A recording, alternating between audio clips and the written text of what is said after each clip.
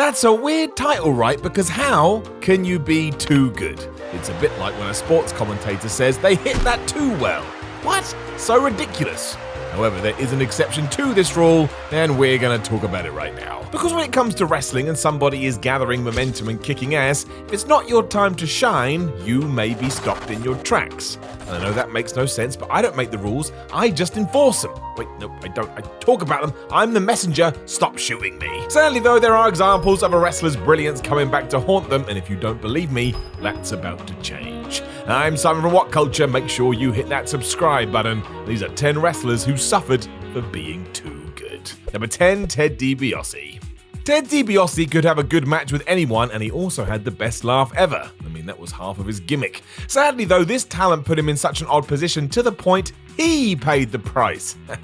See what I did there? I'm here all week. What I'm getting at is that when you make a list of people who should have been WWF champion, Ted is on that list. He had the in-ring prowess, the character, the sheer hatred from the fans. Dibiase could do it all, but because of that, his main role was to make others look good. He did this with the Ultimate Warrior when someone had to bump around for him. He did this with Hulk Hogan when we needed a brand new bad guy to cement Hulkamania even more. He did this in the Royal Rumble when he'd go for 45 minutes but not win. It didn't matter what he had to do, he did it and smashed it. The sad part is that the $1 Million Man was never going to be given his own main event spotlight, which is probably why he eventually crowned himself the $1 Million Champion.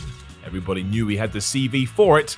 The opportunity just never presented itself. Number 9, Gail Kim. If you're having a chat about the all-time great female wrestlers, you've got to talk about Gail Kim. That's why it's mad that she was only afforded one championship reign throughout 2 spells in WWE. At least the first run she was allowed to wrestle though, because round 2 in 2008 was not great through no fault of her own. 12 or so years ago, Gail had cemented her stock with some awesome matches over in TNA, so many rightfully thought WWE were bringing her back in to do the same. Everybody could see that at the time it was a massive hole in Vince McMahon's presentation. Instead, Kim was never allowed to have a good fight, likely because WWE simply told the women they weren't allowed. The stories are out there. She hated it so much that she went off script and eliminated herself from a battle royal in 2011 before saying she was gonna quit. Gail would return to TNA after this and got right back to work, but that made it all even weirder, because why on earth wouldn't you use what you had? Number 8, William Regal. William Regal has gone on record and said he was his own worst enemy at times, but that doesn't take away from his talent. Be it in WCW or WWE or over here in Britain, the Brit could always be counted on to deliver from a wrestling or backstage segment standpoint. All he cared about was being great and being entertaining. What a flippin' hero. Amazingly, this all stemmed from his fandom of 1960s and 70s British comedy, which reminded William to never take himself too seriously. Served him well. He went out of his way to ham situations up, and the fact that when the bell rung he could also kick your ass was just great. I am not surprised that at one point there was a rumor he was gonna have a run with the WWE title. It's why he's now doing the same in NXT, and what an asset he must be, and you'll find few better workers who can make their opponent look like $1 million. Unfortunately, it never resulted in a main event slot because you know Regal would have made the best of it. That's what he did. Number 7, Samoa Joe. Who really knows what is going on with Samoa Joe? He's been so good on Raw commentary the last few months, many are wondering if his in-ring days are over. And if that's true, that's a huge shame. He'll still be a massive plus on the announcing side, but the Samoan named Joe still has so much to give wrestling in the squared circle, and it's been that way for years. He's been a Ring of Honor World Champion, he's been a TNA World Champion, and no matter where he ends up, he's drowning in credibility. Who doesn't think that Joe couldn't beat you up? Even Brock Lesnar was happy to act like he was scared of what he could do. If we do take this idea that he's going to transition across to the headset though, it means he was so good at it that we all suffer because he won't wrestle anymore. That's like your partner hugging you while kicking you in the head, you just don't know how to feel. This could change on a whim as is the way in WWE, but as a hypothetical, it kinda hurts. Number 6, Dolph Ziggler. There was a period when it seemed as if WWE was finally gonna pull the trigger on Dolphy Boy Ziggler. He had that great Money in the Bank cash-in which fans went nuts for, and it all fell apart when he suffered a concussion. He was soon dropping the title to Alberto Del Rio as rumors started to swirl that Vince McMahon had labeled him as injury prone. He's not good. Do not forget, however, that Dolph is very good at what he does. He flies around the ring, can deliver a killer promo when in the right feud, and if he had been pushed right from the start, he probably would have been a top guy that had legions of fans. The issue is there's always been these weird stop-start programs that seem to end up with Ziggles getting his ass kicked. Dolphy also became the gatekeeper for guys called up from NXT, which pigeonholed him way too much as he took on the likes of Baron Corbin, Shinsuke Nakamura, Bobby Roode, Tyler Breeze, Kalisto, and Apollo Crews. I also think all those dudes beat him. And do you know why, dear watcher, this happened too? Because WWE knows how good he is. See, I told you. Number 5, CM Punk. CM Punk will go down as a legend. Whatever you think of the man or what WWE should have done, that 2011 summer was enough for many to accept him as their hero and long for his return every damn day.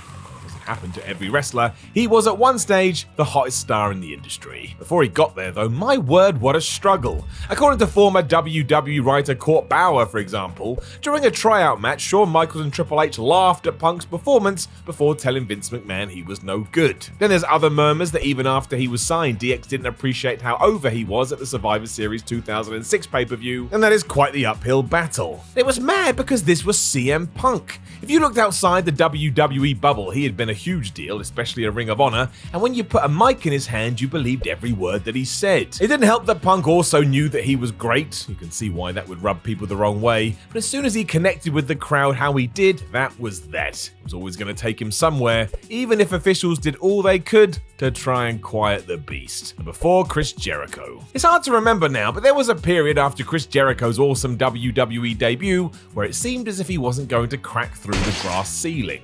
Seemingly seen as an upper mid-card guy who could be used to help out others, even when he won the Undisputed title, it didn't feel as if management was properly behind him. He was just treading water. The problem with having that position too is that you can easily get stuck there. You're a good hand, a solid worker, and a reliable guy, and all these terms that don't propel you into the main event. It's why he was put with China as they fought over the IC title, and it happened with countless guys who came through the door. Don't forget who was asked to give Fandango his debut match at WrestleMania. Jericho would eventually rise above all of this, especially outside of WWE, but if he wasn't as solid as he was, he wouldn't have been shifted into this position.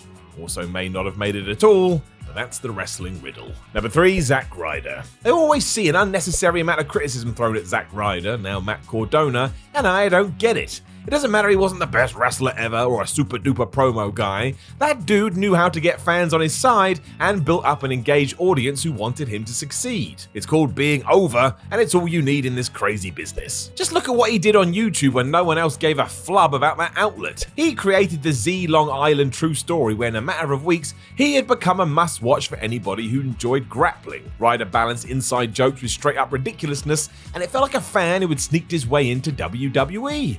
It was great. The problem was, again, that this wasn't part of the plan, so ultimately it bit Zack on the backside. As soon as there was some buzz, the company took ownership of the channel, stopped him being off the wall, and that had been the point. It did result in a US title run, but you'll never be able to tell me that was serious. And even when he won Intercontinental title gold, he lost it in 24 hours later, and that was at WrestleMania. It's why people are still rooting for him now, almost 10 years later. Number 2, Dusty Rhodes. A slight exception on this list. Dusty Rhodes is here because he was so good outside of WWE that when he was brought into the company, Vince McMahon decided to toy around with him. Because why not? A 3-time NWA World Champion, Dusty had done everything for the best part of 15 years before jumping ship and was considered a pivotal person throughout all of wrestling. As he hadn't been created under McMahon's watch though, it is said as some sort of bizarre punishment, they gave him the dumbest gimmick ever. Putting him in polka dots and going all in with this idea that he was a common man, Rhodes was seen working in a gas station delivering pizza and fixing toilets. The hilarious spin was Dusty was so good he made it work anyway, but he was basically portrayed as a mid-card comedy act, and that is not the role for one of the best ever. No one admits this now, of course, but when you go back and watch the footage, it seems quite clear. Number 1, Jake Roberts. Jake the Snake Roberts was super important to WWE back in the 80s and the 90s. While he could play the good guy, his performance as an absolute villain was constant pro wrestling magic, with every single promo he cut sounding like he was about to rip somebody's throat out. If Roberts started to speak, everyone was listening. This was all going to hit new heights in 1986 when Jake was picked as Hulk Hogan's next opponent. It made all the sense in the world as they were each at the top of their respective groups, but it all fell apart when the waters were tested on an episode of The Snake Pit. During that, Roberts dropped Hulk with his trademark DDT to kick all this off, and amazingly, the crowd went nuts. They loved how callous Jake had been, so the decision was made to cut this from the TV broadcast in case Hulkamania died far earlier than anybody wanted. That's right, Roberts had been so good he had the world behind him, even when fighting flipping Hulk Hogan. He's still proving this now in AEW, where he sends shivers down your spine after somebody hands him a mic. And if he's listening, I am sorry if I have said anything bad or insulting. Please don't kill me or have Lance Archer throw me through the ceiling. Thanks. Know of any other wrestlers who suffered for being too good? Make sure you let us know in the comments below, and don't forget to like, share, and subscribe. Then head over to whatculture.com and read yourself some articles. Follow What Culture on Twitter at WhatCultureWWE, and watch more videos here on What Culture Wrestling. My name is Simon from What Culture. Thank you very much for tuning in, and I will talk to you again soon.